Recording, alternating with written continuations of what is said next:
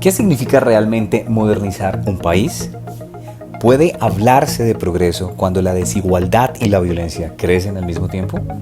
Estas son algunas de las preguntas que guiarán nuestro recorrido por la Colombia del siglo XX, un siglo donde el cambio, el conflicto y la búsqueda de la paz definieron la identidad nacional. Soy Andrés y esto es Colombia en el siglo XX, modernización, conflicto y cambio. Es un gusto para mí darle la bienvenida a todos el día de hoy a este podcast especialmente diseñado a tratar temas de Colombia en el siglo XX, como lo vimos anteriormente en nuestra introducción. Sin más preámbulo, vamos a arrancar con la primera parte de nuestro podcast. Hablemos de modernización. ¿Realmente esto era un progreso para todos? Bueno, durante las primeras décadas del siglo XX, Colombia empezó a transformarse. El café se convirtió en la base de la economía, las ciudades crecieron y la educación comenzó a expandirse. Pero me pregunto, ¿realmente todos los colombianos vivieron en ese progreso? Pues realmente no. La modernización fue muy desigual. Mientras las élites urbanas crecían con la banca y la industria, el campo seguía olvidado y esa brecha entre la ciudad y el campo fue una bomba de tiempo. Y es cierto, las fábricas trajeron empleo, pero también nuevas formas de pobreza urbana. La industrialización modernizó las ciudades, pero el campesino, que era la base de la nación, siguió atrapado entre la falta de tierra y la violencia política. Es aquí donde surge entonces una pregunta inevitable. ¿Puede hablarse de modernización cuando la mayoría queda atrás? Yo creo que la respuesta es muy sencilla y es simplemente no, ya que la riqueza en ese entonces se distribuyó de manera desigual. Las élites urbanas crecieron con el comercio y obviamente la banca, mientras que los campesinos continuaban siendo marginados. Esto sentó las bases de una tensión social que más tarde derivaría un conflicto. La llegada del ferrocarril, la construcción de carreteras y la expansión del sistema educativo fueron símbolos de progreso. Sin embargo, el desarrollo económico convivía con la exclusión política y el dominio del bipartidismo liberal conservador. Por lo que podemos finalmente decir en este apartado de nuestro podcast que la modernización económica y social realmente benefició solamente a un grupo particular de personas de la época, generando, como lo decimos anteriormente, una desigualdad social muy marcada. Y continuando con el tema bipartidista y obviamente la exclusión, nos adentramos un poco más en el terreno político. Colombia vivía bajo la hegemonía de dos partidos, el liberal y el conservador. Esa división marcó no solo la política, sino la vida cotidiana. Ser de un partido o del otro podía costarte la vida literalmente. Es entonces donde analizamos políticamente esta exclusión. La exclusión política fue enorme. Quien no era liberal o conservador no tenía cabida.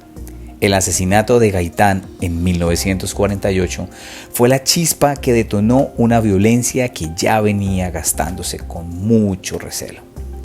El Bogotazo fue más que una revuelta, fue un grito de frustración. Me pregunto, ¿cómo llegó un país en pleno proceso de modernización a sumergirse en una guerra entre hermanos?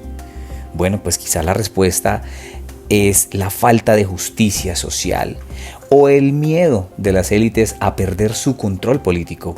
Lo cierto es que entre 1948 y 1958 Colombia se desangró. La violencia dejó miles de muertos y un país totalmente fragmentado.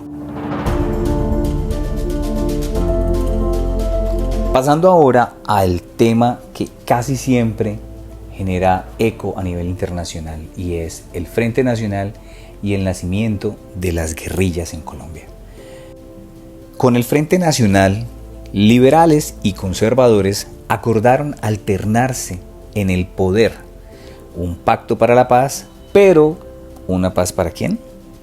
El Frente Nacional estabilizó el país políticamente, pero cerró el sistema. Los campesinos, los obreros y los nuevos movimientos quedaron sin representación y de ahí nacen las guerrillas. Es así que en los años 60 Con el ejemplo de la Revolución Cubana surgen las FARC y el ELN. Una vez más, la desigualdad se transformó en rebeldía. Pero ¿podría haberse evitado si el Estado hubiera escuchado a las demandas rurales? Bueno, yo creo que probablemente sí. Pero lastimosamente, en esta época, la lucha por el poder y el abarcar todos los aspectos de este nuevo desarrollo de país que se estaba formando prevaleció mucho más. Por ende, se abrieron estas puertas enormes para la creación de estas milicias que nos han tenido gobernados durante mucho tiempo. Y hemos llegado al momento en donde vamos a tocar uno de los temas más dolorosos y de los cuales quizás a nivel mundial somos tristemente reconocidos, y es el narcotráfico, que realmente es el nuevo nacimiento o la nueva mecánica de poder en Colombia. A partir de los años 70, un nuevo actor cambió las reglas del juego: el narcotráfico. La cocaína no solo financió la guerra, sino que penetró la política, la economía y la cultura. ¿Fue el narcotráfico una consecuencia de la debilidad del Estado o resultado de su complicidad? Digamos que pudo haber sido ambas, un poco de ambas. Pero bueno, ¿esto qué más generó? Los campesinos tristemente tuvieron que salir de sus fincas, ya que llegaban unos hombres que estaban totalmente armados, diciendo que uno tenía que escoger un bando, pero no querían pelear. Uno solo quería vivir en paz, decían los campesinos en su tiempo. Aquellos que vivieron estas situaciones dolorosas tuvieron que empezar a desplazarse, ya que era decidir si conseguían estar con las personas que les estaban tristemente quitando sus predios, asumir sus riesgos y trabajar en pro de la delincuencia, o simplemente morir. Testimonios como estos se repiten miles de veces y a diario, desde esta época hasta la actualidad. El conflicto armado ha alimentado la coca y el dinero fácil, convirtiendo a Colombia en un campo de batalla entre guerrillas, paramilitares y el propio Estado. Y frente a ese caos, el país empezó a preguntarse: ¿existirá alguna salida negociada para este tema? Es entonces donde aparecen los tan nombrados procesos de paz. ¿Esperanza o frustración? Bueno, pues depende del escenario realmente. En 1984, el presidente Belisario Betancourt se atrevió a intentarlo.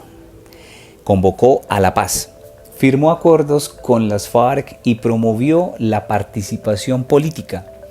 Pero el proceso se rompió, dejando tras de sí una nueva ola de violencia. El caso del M-19 fue diferente. Su desmovilización en 1990 demostró que sí era posible pasar de las armas a la política. Gracias a ellos nació la Constitución de 1991.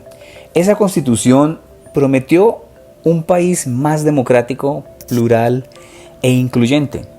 Pero los desafíos no desaparecieron. La corrupción, el narcotráfico y la guerra persistieron. Entonces me surge otra pregunta: ¿puede una constitución transformar una cultura política profundamente desigual? Bueno, pues realmente a la fecha creo que ha sido muy difícil de aclarar esta interrogante. Sin embargo, nacen nuevas formas de poder y pues se supone que llega el cambio que tanto imaginaban. A finales del siglo XX, Colombia empezó a ver nuevas formas de hacer política. Los movimientos sociales, los partidos alternativos y las comunidades indígenas exigieron voz propia a las élites. Por primera vez comenzaron a perder el monopolio del poder. El siglo XX termina con una apertura política sin precedentes. Aunque la violencia no desaparece, el país empieza a repensarse a sí mismo, más diverso, más consciente, más democrático. Sin embargo, la gran pregunta sigue abierta. ¿Ha aprendido Colombia de su pasado? ¿Podemos construir un futuro sin repetir los mismos errores de exclusión, desigualdad y violencia?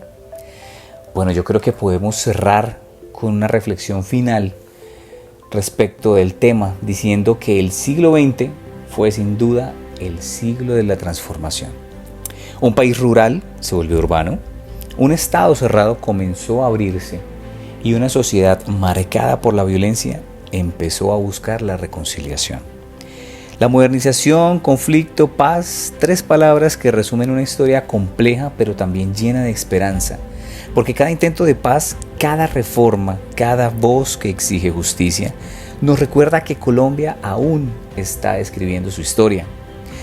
Y esto es lo más importante, que somos capaces de reescribirnos, de reinventarnos y siempre tratar de buscar la mejor alternativa en pro de conseguir una igualdad social y una equidad ante las personas que aún no lo han podido conseguir. Soy Andrés y esto fue Colombia en el siglo XX, modernización, conflicto y cambio. Gracias por escuchar y hasta una próxima ocasión.